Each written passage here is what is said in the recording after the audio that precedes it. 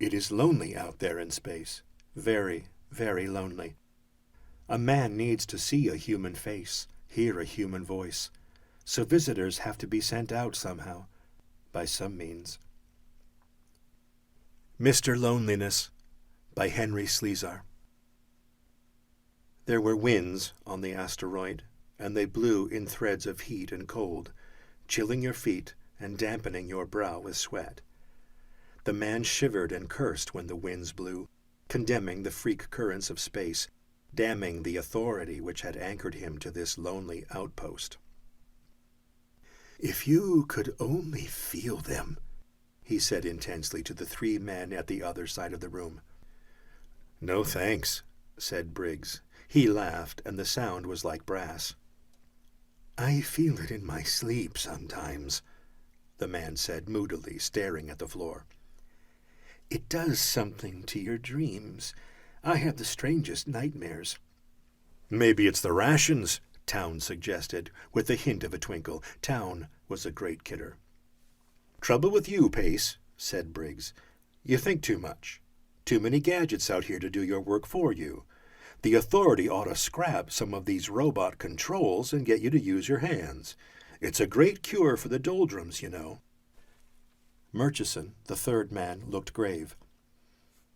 "In my opinion," he said judiciously, "we need a better rotation system out here. How long have you been observing on GT8?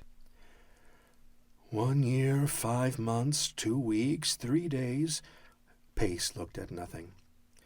2 hours, 40 minutes, and 7 seconds, eh? Town chuckled. "You outposters are all alike, living clocks, every one of you." He nudged Murchison's side. "Watch this, Dino." "What time is it now, Pace? No fair looking." 1600 plus 20, the man answered dully. Town checked his wrist. "On the button," he said gleefully. "You really get a talent for it on this job." "Use your hands," Briggs insisted. "Get out and dig. Plant something. Build something. Make yourself some furniture." Murchison frowned. "Not so fast, Freddie." He took a folded paper from his hip pocket and whispered something to the man by his side. "Spec sheet, GT8. "Never mind," said Pace. "I don't expect you to know the specs of every outpost on the belt." Briggs looked embarrassed. "Oh, well, okay. So you can't do planting here, but you could find something to do. You know this fellow Morgan on TW1? He's got quite a project underway. He's building a miniature Earth." Town giggled. "Ambitious fellow."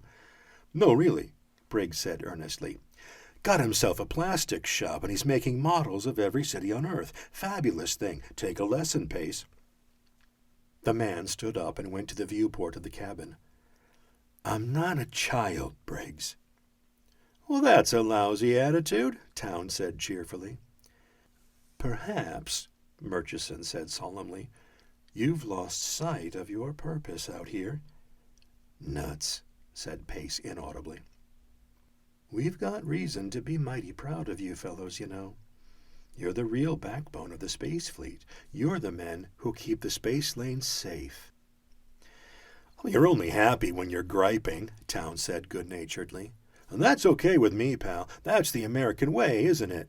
He grinned at the other two. "Just like the army. Gripe, gripe, gripe." He rubbed the flesh around his middle and yawned sleepily. "Then there's the radio, of course," Briggs said. "You can always hear a friendly voice." "Friendly?" Pace smiled grimly.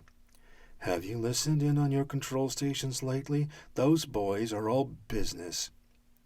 "Well, they're pretty busy, Pace, you have to remember that." Murchison folded his hands into his lap. "Busy," said Pace enviously. "I know what's eating him," Town said wisely. "It's the girl."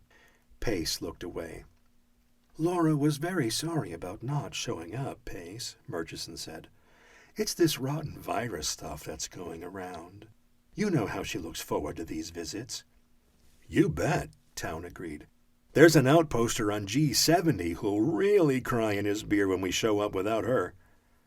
"The sweetheart of space," the man said sardonically. "Oh, come on," Briggs said. You like to see her as much as anybody else, Pace. She's a good kid." "All right," Pace said. "Everybody likes to look at a pretty girl," Town said archly. "Can't blame you for not being happy with only our mugs to look at. But that's really the trouble, isn't it?" "No," Pace answered. "Oh, don't kid me," Town said. "Don't forget I'm the personal affairs officer. I know what you guys are interested in. That's the big beef on the belt. Dames." "It's not just that," Pace said painfully.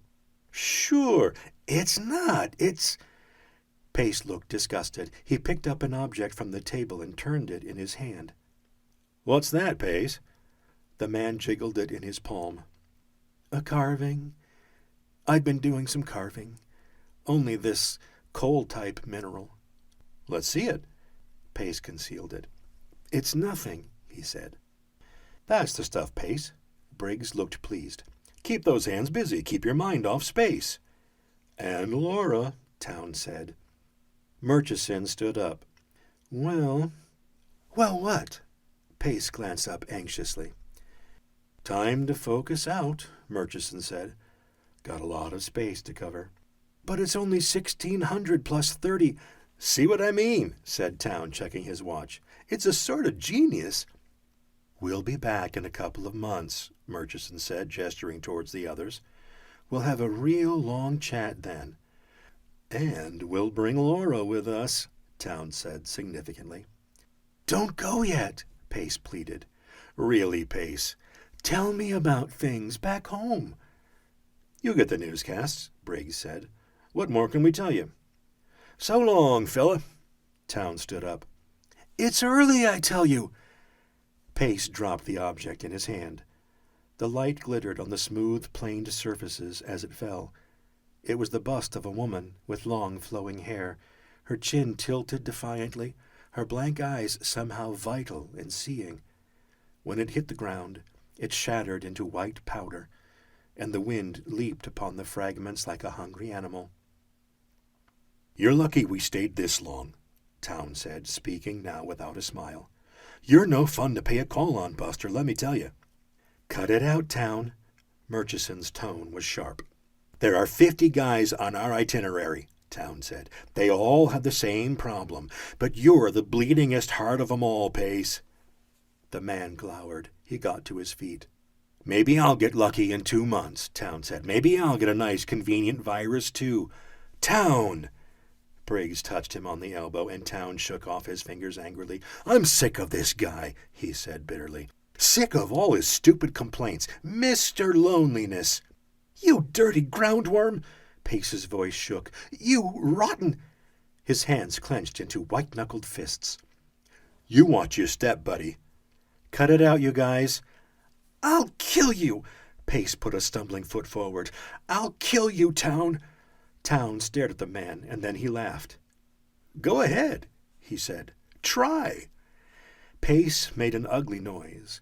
His body crouched, and then he sprung at the laughing figure of this visitor. Instinctively, Town threw up his arms in defense.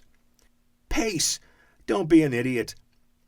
The man's arms thrust forward like driving pistons, fingers clutching toward the throat of Town. His face twisted into a parody of rage. His motion propelled him half a foot off the ground. He realized his mistake too late. His hands went through and beyond Town's throat, his arms slipping through Town's chest. He fell heavily through the man's body, hit the ground with sickening abruptness. He lay there, still conscious. He began to cry, and the sound brought a look of disgust to the face of the shadow he had attacked. "Yeah, what a baby," Town said. Briggs looked uncomfortable. "Let's focus out," he said. "Right," said Town.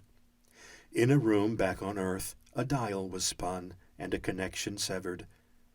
In a room on a lonely asteroid, 3 spectral images, electronic ghosts on a mission of mercy, faded and vanished. The man pulled himself to his feet and looked around him. All was silence. The winds blew. The end.